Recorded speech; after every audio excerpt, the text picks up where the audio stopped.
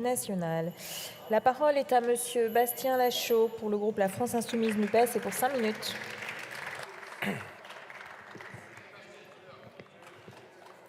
Madame la Présidente, chers collègues, un tissu de mensonges, de fantasmes et de lubies, voilà le texte que vous soumettez à notre Assemblée aujourd'hui.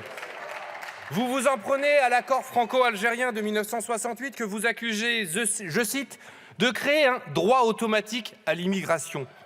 On croirait lire un tract d'extrême droite sur le soi-disant grand remplacement. C'est immonde et délirant. Vous brandissez, dès la première phrase, le spectre d'une immigration de masse.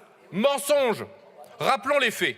Avec 12% de sa population née à l'étranger, notre pays occupe une position très moyenne parmi les pays de l'Union européenne. Vous pointez encore la trop grande place prise par l'immigration familiale. Mensonge! Les faits encore. Le nombre de titres de séjour liés à l'immigration familiale est en baisse de 4% sur les 20 dernières années. On est très loin de la submersion. Vous décrivez l'accord algérien comme extrêmement favorable. Mensonge encore. Contresens historique même. L'accord de 1968 a précisément été signé pour encadrer l'immigration algérienne, volonté partagée alors par les gouvernements du général de Gaulle et du président Boumedienne. Favorable, il l'est par certains aspects. L'histoire commune, douloureuse, de nos deux pays le justifie. Mais par d'autres, beaucoup moins.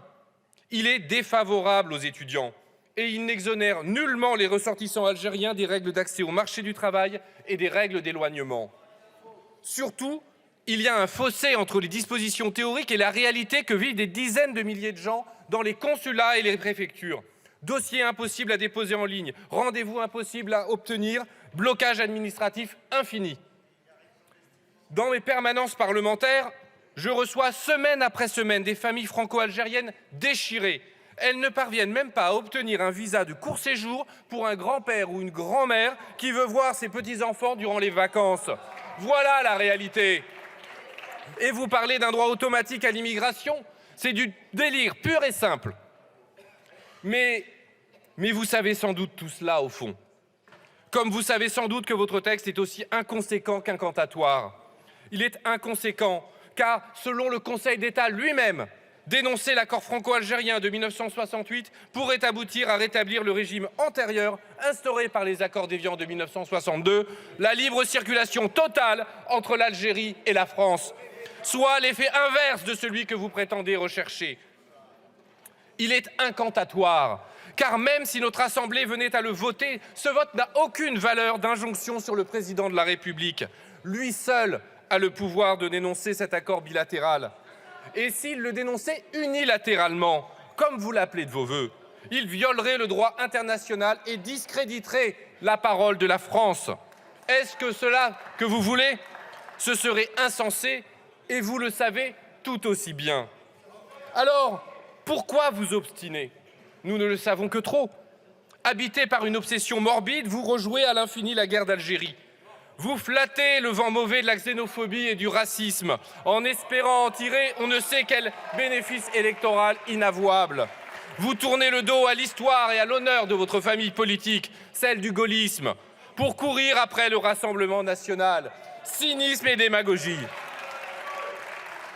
Vous n'êtes pas les seuls dans cette Assemblée à faire ce calcul sordide. D'autres, sur les bancs de la majorité présidentielle, vous disputent la palme et vont aujourd'hui voter avec vous. Honte à vous, car les conséquences de vos paroles sont graves. Elles alimentent le climat anxiogène, le racisme et l'islamophobie qui étouffent notre pays. Elles font le jeu de l'extrême droite en accréditant ses thèses. Et qui en paye les prix? Les étrangers, les binationaux ou plus largement nos concitoyens issus de l'immigration. Ceux qui subissent la violence d'une administration qui restreint et piétine leurs droits, la violence d'une stigmatisation permanente et d'une discrimination systémique. Et désormais, la violence de groupuscules racistes qui se livrent à des expéditions punitives.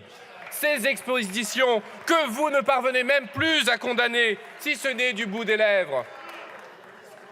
C'est l'État qui se pense lui-même en pensant l'immigration, écrivait le grand sociologue franco-algérien Abdelmalek Sayad.